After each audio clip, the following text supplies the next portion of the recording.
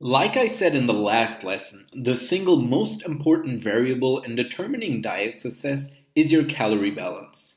From a scientific standpoint, whether you gain weight or lose weight is determined by the first law of thermodynamics, which states that energy cannot be created or destroyed, it can only be transformed from one type to another. Now, I don't want to turn this into a physics lesson, but when applied to dieting, the first law of thermodynamics states that your body weight is dependent only on the difference between the amount of calories that you consume versus the amount of calories that you burn, which is known as your calorie balance. Before we go into the different forms of calorie balances, let's first talk about what a calorie actually is.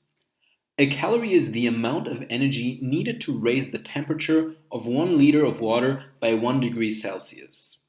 So that means a calorie is a form of energy measurement. When you eat your food, you're consuming the energy that is stored within the food. Your body then uses this energy to produce movement and keep your organism alive.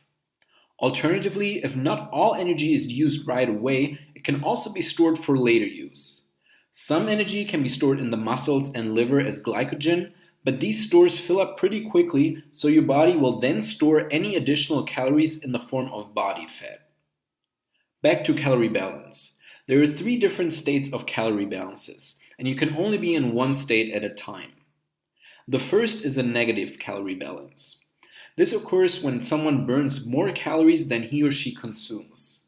Here, your body needs more calories to produce energy for your daily functions that it gets from your food. That means it makes up the difference by burning stored energy, meaning you will lose weight.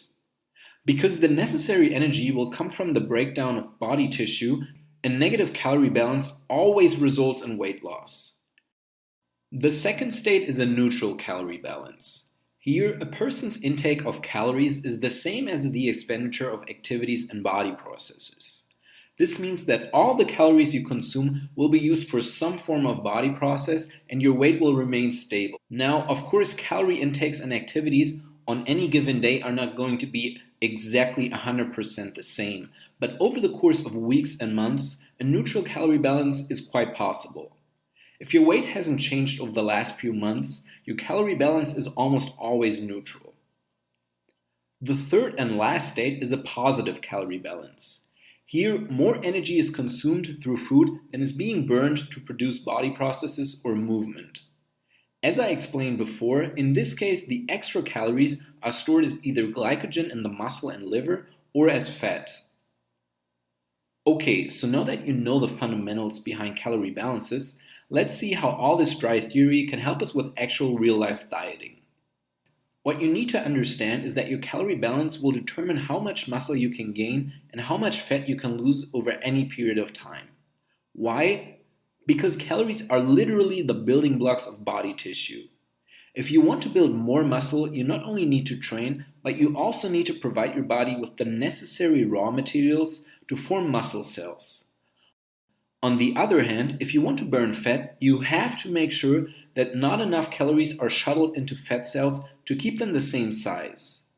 I explain both processes in more detail in the muscle building and fat loss formula.